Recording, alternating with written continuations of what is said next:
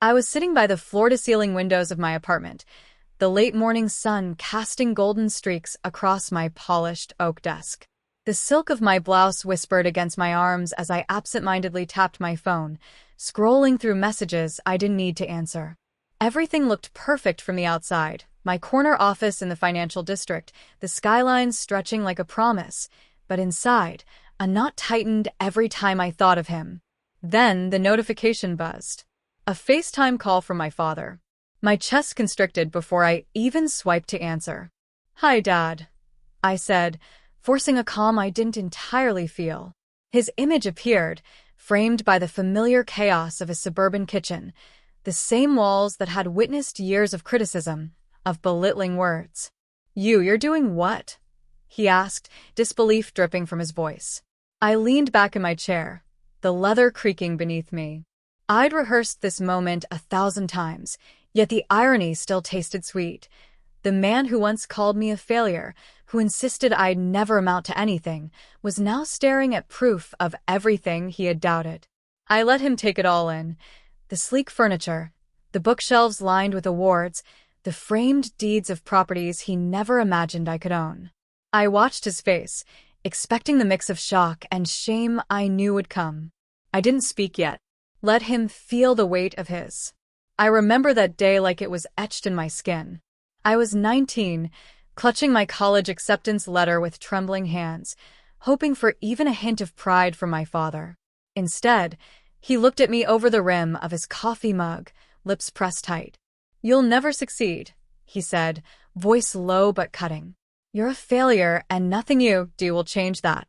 I felt the words wrap around my chest, squeezing, leaving me breathless. My hands shook so badly, I dropped the envelope, and the papers fluttered to the floor like defeated wings. I knelt, gathering them, every shred of hope feeling heavier with each breath. "Why even try?" he added, a cruel smirk curling the edge of his mouth. "Some people are just meant to stay in the background." I wanted to scream. I wanted to collapse into tears. But mostly, I wanted to disappear, to vanish from the house that had once felt like home and now felt like a cage. That night, curled on the couch with the hum of the old heater vibrating through the room, my grandmother's words echoed in my memory. "A diamond shines brightest under pressure. They'll never see your sparkle until you let it blind them." She had slipped me a small, worn notebook the week before, insisting I write down every plan, every goal, no matter how impossible it seemed. I clutched that notebook now, running my fingers over the frayed edges. It smelled faintly of lavender, like her perfume, like encouragement. I made a promise to myself then, quiet, unspoken, but ironclad, that I would prove him wrong. Not with anger, not with revenge, but with something far more enduring. Success he could never take from me. The weeks that followed were a blur of tears and determination. I applied for scholarships, took extra shifts at the diner, stayed awake with textbooks spread across my bed. Every no became fuel, every dismissive comment a reminder of why I had to work harder. And slowly, painfully, I began to see that my worth wasn't tied to his approval, nor anyone else's. By the time I packed my bags to leave for college, the house felt smaller, suffocating in its silence. I walked out with my notebook clutched against my chest, a silent vow in my heart. One day, they would see. Not the scared girl they had dismissed, but the woman I was destined to become. College felt like a battlefield, but also a sanctuary. Every lecture hall, every library aisle, was a step away from the girl my father had labeled a failure. I threw myself into my studies, often skipping meals and losing track of sleep, scribbling goals and ideas into the worn notebook my grandmother had given me. It was my compass, my quiet rebellion against the world that had doubted me. Early on, I met Mrs. Langford, a senior professor who had an uncanny way of seeing potential where others saw chaos. "You're sharper than you think," she said one afternoon, tapping my notebook with her pen. "Don't let anyone write your story for you." Her words became a mantra. I clung to them as I navigated internships that tested me beyond exhaustion, pitching projects and business ideas while struggling with imposter syndrome. The nights were long. My small apartment smelled of instant coffee and printer ink, textbooks stacked like protective walls around me. There were moments I doubted myself, when rejection letters piled on my desk, and I imagined my father smirking at my failure from afar. But each small victory reminded me why I kept pushing. First, it was landing a modest client who trusted a 21-year-old with their fledgling business. Then, a bigger client, a breakthrough that made the sleepless nights feel worthwhile. Finally, a profitable venture of my own, quietly incorporated, quietly growing. I learned to hide my progress, deliberately keeping it off social media. Family calls were met with vague updates. Busy with work. Everything's fine. Inside, I was building an empire brick by brick, every decision deliberate, every investment thoughtful. I bought my first condo, then a small downtown office, slowly accumulating properties in ways I knew my father would never imagine. The hardest part wasn't the work itself, it was the secrecy, the careful choreography of letting my success bloom while keeping the wrong people in the dark. I learned patience, discipline, and the art of quiet triumph. And as my business grew, so did my confidence.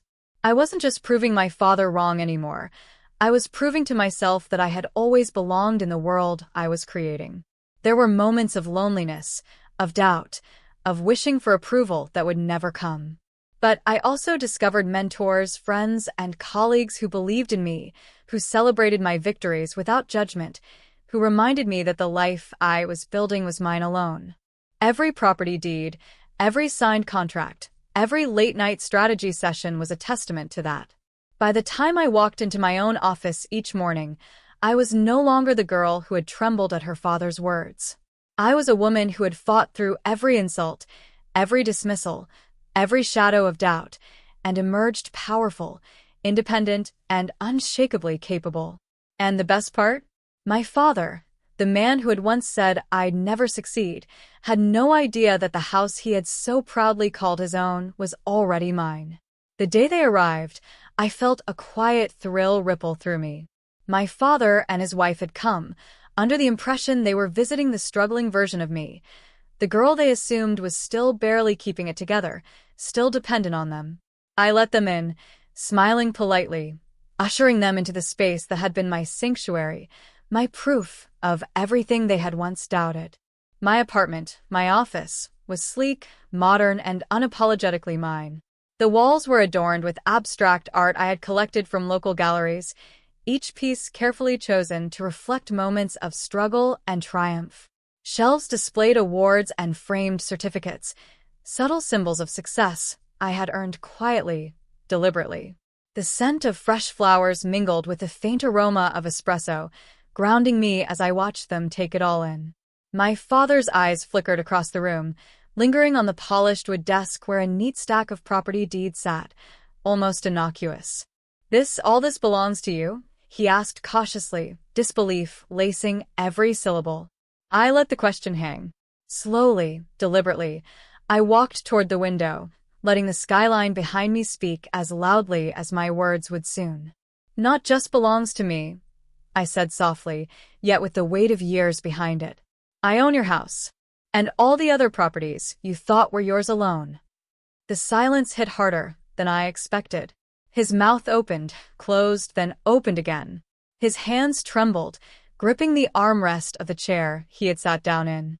Why didn't you tell us?" I smiled, a calm, almost gentle smile, masking years of hurt. "Because I wanted you to see the truth for yourself. You told me I would never succeed. You told me I was a failure. So I let my work speak where words would never reach you." My stepmother's jaw slackened, her eyes wide, scanning the room as if it were a museum. My father's face drained of color, disbelief mixing with a touch of shame, perhaps even regret. I watched them, noting every flicker of emotion, every micro-expression that revealed the depth of their shock. I gestured toward the deeds stacked on my desk. "Every property you ever boasted about owning? Every piece of land, every house, every small business you thought you controlled, it's all under my name now. Quietly, legally. I didn't take it to punish you. I built it to prove that no one's words define me. Not even yours. He sank into the chair, finally, as if the weight of what I had said had physically pressed him down. I don't know what to say, he whispered. I let him stew in that moment a little longer. Then, with a steady, clear voice, I added, You see me now, Dad. The girl you doubted, the one you dismissed, the one you called a failure? I'm her. And I've been building this life without your permission, without your approval, but with all the skill, patience, and grit you never thought I had. He looked at me then, really looked, and I saw it, the flicker of understanding, the weight of past mistakes pressing against him. I didn't gloat. I didn't need to. The truth of my success was more than enough, and it shone in every corner of the room, every subtle detail of my life they had underestimated. Finally, I sat, maintaining eye contact, letting the silence do its work. This wasn't just a reveal. It was a reckoning, a confrontation with the past, with hurt, with dismissive words. And now, for the first time, the power had shifted. I leaned back in my chair, folding my hands over the desk, and let the moment stretch. My father's disbelief was palpable, his hands trembling slightly as he tried to process the reality I had just laid bare. For years, he had held the power through words, expectations, and assumptions, but now it was mine. Every insult, every dismissal, every "you'll never succeed" had been transformed into leverage, not for revenge, but for change. I want to be clear, I said, my voice calm but firm. Help from me isn't unconditional. I am willing to support you, but only if you are willing to change. Only if you are willing to grow. His eyebrows shot up, surprise, maybe even fear, flickering across his face. I continued, each word deliberate. First, Dad, you need to let go of the criticism. No more belittling anyone, especially me. We can't move forward if the past keeps holding us hostage. He opened his mouth, but I raised a hand, gently stopping him. Second, your bitterness and obsession with appearances. They've held you back from real happiness. You'll need to drop them if you want to earn my trust and partnership in anything going forward. Turning to my stepmother, I softened my tone slightly. And you need to stop enabling the patterns that hurt everyone around you. Support people genuinely, not just as a reflection of your own ambitions. I paused, letting my words settle. These conditions aren't punishments. They're steps toward something better for all of us. You've had decades to learn these lessons, but I won't carry the weight of your mistakes any longer. If you're willing to work on yourselves, then we can build a relationship based on respect, honesty, and effort. I noticed the subtle shifts, the hesitation in my father's gaze, the slight nod my stepmother gave, the way their body language softened just a fraction. I could feel the power in the room, but it wasn't in me gloating or asserting dominance. It was in the quiet certainty that I was no longer a child under their judgment. I was a woman who had built a life from nothing, and now I was choosing whether to let them in. I'm willing to help, I said finally, but only if these changes happen. Not because I want to punish you, but because I refuse to allow toxic patterns to continue in my life, or anyone else's. You'll have resources, opportunities, guidance, but you will also have accountability. No shortcuts. No excuses. They were silent. The weight of their realization hung in the air, heavy but necessary. For the first time, I saw them considering the truth of their actions, perhaps even recognizing the role they had played in shaping the woman sitting across from them. I smiled softly, a mix of compassion and resolve. This is your chance. I've done my part to prove what's possible. Now it's your turn to prove you can be better, not just to me, but to yourselves. And with that, the balance had shifted. I was no longer just the daughter who had been dismissed. I was the architect of my life, and I was choosing how, and with whom, to share that power. Weeks passed after that confrontation, and the changes began quietly, almost imperceptibly. My father started listening before speaking, pausing instead of firing off criticism. He asked questions, genuinely curious about the projects I was leading, the properties I had invested in. It was awkward at first, but I could feel him trying, and that effort mattered more than anything. My stepmother, too, began to shift. She reached out to colleagues and friends with sincerity, supporting others without the old performative airs. Even small gestures, a thoughtful note here, a genuine compliment there, were evidence that change was possible, that the ripple effect of accountability could transform even old habits. And me? I watched it all from my office window, the city sprawling below, sunlight glinting off skyscrapers. I thought of my grandmother's words, still vivid in my memory. A diamond shines brightest under pressure. They'll never see your sparkle until you let it blind them. I realized now that the diamond wasn't just my success. It was the clarity, the strength, and the grace with which I had endured everything that was meant to break me. I walked through my apartment, touching the objects that had accompanied me on this journey.